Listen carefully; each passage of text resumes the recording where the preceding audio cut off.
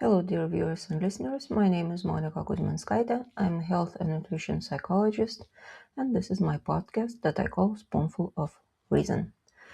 And this week we focus on mindful and intuitive eating. These two aspects of eating, sometimes combined into a single phenomenon, are among the most actively researched topics in eating psychology in recent years.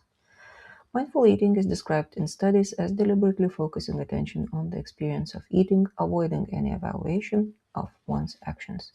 Mindful eating involves paying attention to the information provided by your senses, to the present moment, to hunger and satiety cues, and observing without judgment.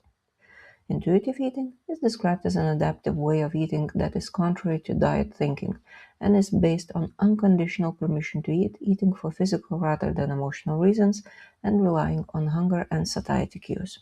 It also focuses on foods that are both delicious and help the body to function optimally and provide energy.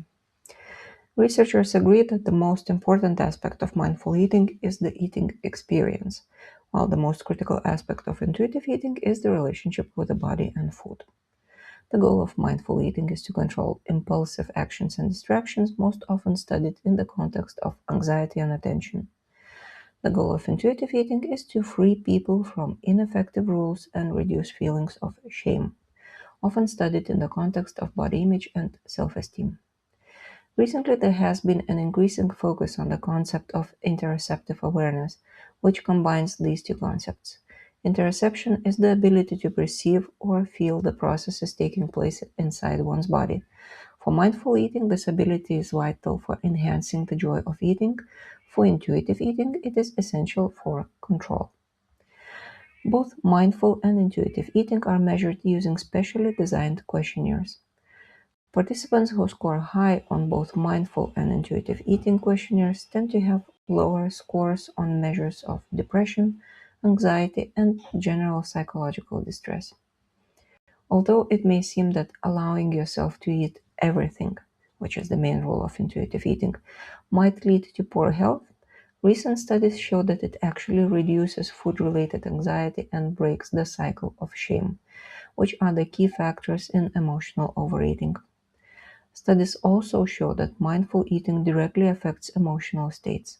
More frequent positive emotions, such as joy or alertness, are associated with mindful eating, while negative emotions, such as tension or sadness, are most often associated with emotional eating.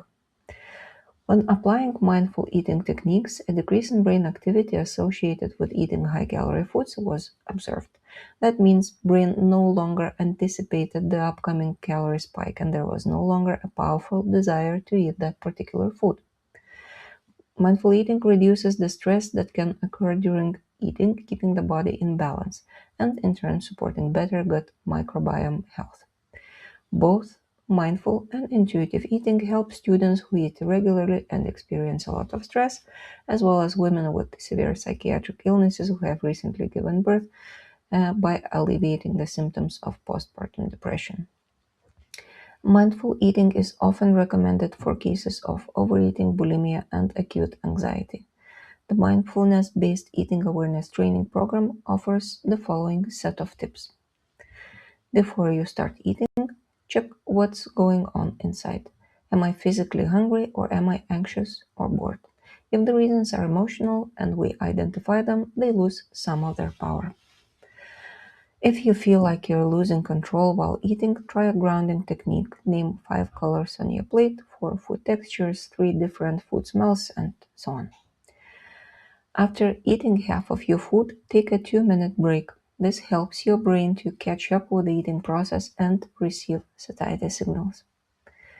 Don't judge, just name it. If you find yourself thinking, I failed because I ate something, replace that thought with, oh, I'm feeling guilty again. This shifts your attention from the fact to a temporary psychological phenomenon.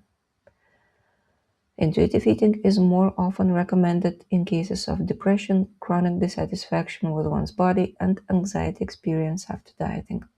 The most important thing here is cognitive restructuring.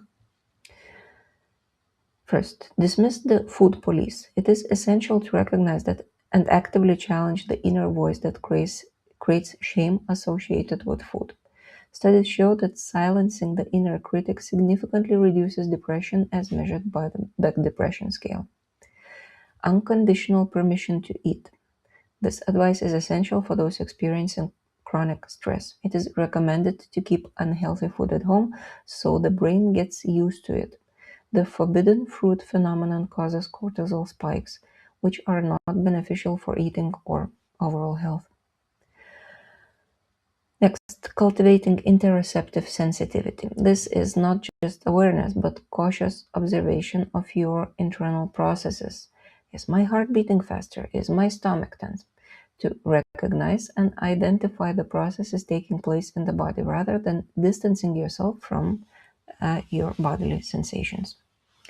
And gentle nutrition. In a clinical setting, it is emphasized that nutrition should only be addressed after emotional problems have been substantially resolved.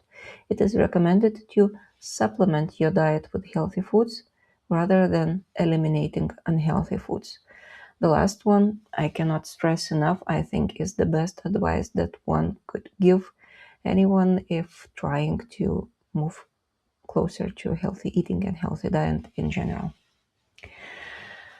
That's all for this week. I'm Monica Kuzminskaite, health and nutrition psychologist. I write, I give lectures, and I provide psychological counseling. I help to resolve simple and complicated emotion, thinking, and behavioral problems. You'll find the link to register for a psychological counseling session in the comment of each post, and you will find my posts on social media, searching either for my name or for keyword Spoonful of Reason. Send me a message on social media if you have any questions or comments. And meanwhile, wishing you peace and serenity.